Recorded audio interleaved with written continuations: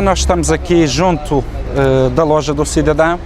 que é o espaço onde nasce, digamos, o berçário, onde nascem muitas das empresas, mas também é o espaço onde morrem muitas empresas. O que temos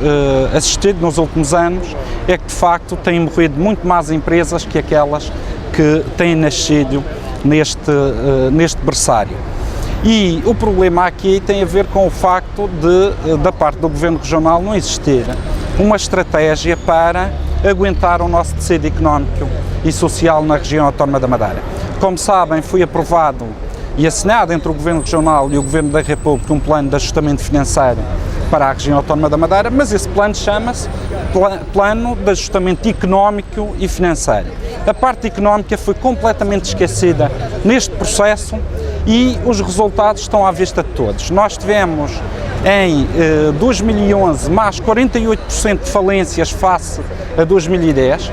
Não se conhecem ainda os números de 2011, só passou o primeiro trimestre, mas aquilo que têm sido as notícias em relação a falências de empresas na região autónoma da Madeira, naturalmente deixa todos os madeirenses e o Partido Socialista em particular preocupado, porque a falência de empresas não é uma morte silenciosa, é uma morte muito ruidosa, porque essa morte leva a que milhares e milhares de madeirenses sejam jogados e atirados para o desemprego, para a pobreza e para a imigração.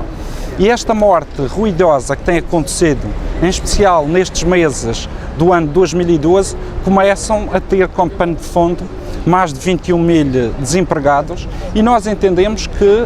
o Governo Regional tem que rapidamente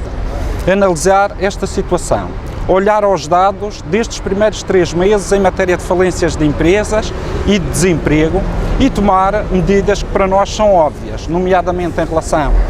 ao CREN, aos fundos europeus, devem ser afetos às empresas para que mantenham os postos de trabalho.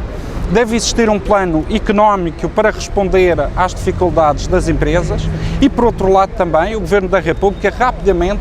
tem que transferir as verbas que se comprometeu com o objetivo de pagar aos fornecedores. E eu recordava que o Governo Regional, nos últimos anos, foi a principal causa da falência de empresas na região autónoma da Madeira, exatamente porque perdeu serviços a essas empresas e depois não pagou esses serviços, o que levou a muitas empresas à sua falência e a milhares de madeirenses para o desemprego. Por outro lado, e depois daquelas que foram as notícias do passado fim de semana,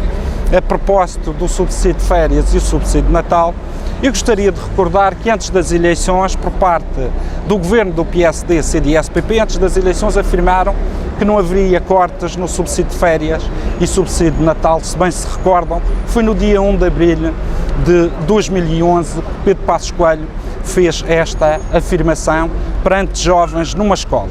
Depois de eleitos, o governo PSD-CDS-PP afirmou que iriam cortar o subsídio de férias e de Natal durante o ano 2012 e 2013, para no passado fim de semana, de forma cacafónica, virem adiar a reposição do subsídio de férias e subsídio de Natal para 2015 e não na totalidade de forma fracionada. Esta atitude do Governo da República, quanto a nós, Partido Socialista, é uma atitude de mentira e de ataque aos trabalhadores da administração pública, quer nacional, quer regional, quer das autarquias. E é uma atitude da parte de um governo que não assume que esta mudança de discurso tem a ver com a consolidação orçamental que levou a um aumento da despesa, ao contrário do que se tinham comprometido, e uma diminuição da receita, ao contrário do que tinham previsto. E, portanto, estão a mudar de discurso quando todos nós já percebemos que o Governo da República está a falhar nos seus objetivos. No passado fim de semana tivemos outra novidade para os trabalhadores, uma péssima notícia em que o Governo da República, à falsa fé, congela a hipótese das pessoas até 2015, os trabalhadores, meterem a reforma antecipada. E esta atitude de fazer uma lei às escondidas, nas costas dos trabalhadores, não discutir com os sindicatos, aprovar no Conselho de Ministros e não dar nota pública disso, e os trabalhadores portugueses e madeirenses só têm conhecimento no dia em que sai no Diário da República, não tendo tempo para meter as suas reformas antecipadas. Isto demonstra um Governo da República que é com uma atitude de desrespeito para com os trabalhadores. Mas, acima de tudo, é a palavra do Governo que começa a ficar em causa. Aquilo que diz Passos Coelho e Paulo Portas,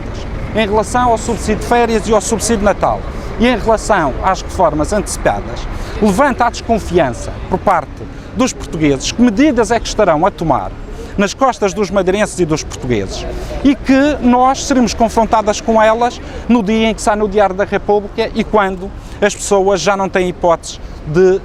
recorrer a direitos que têm hoje e que amanhã poderão deixar de ter. E, portanto, esta atitude em relação ao subsídio de férias, em relação ao subsídio de Natal, é uma atitude inqualificável por parte do Governo da República. E nós desafiamos também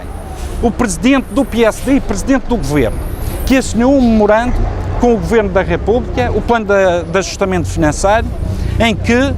assumiu que iria aplicar na região autónoma da Madeira as medidas que fossem sendo definidas pelo Orçamento de Estado.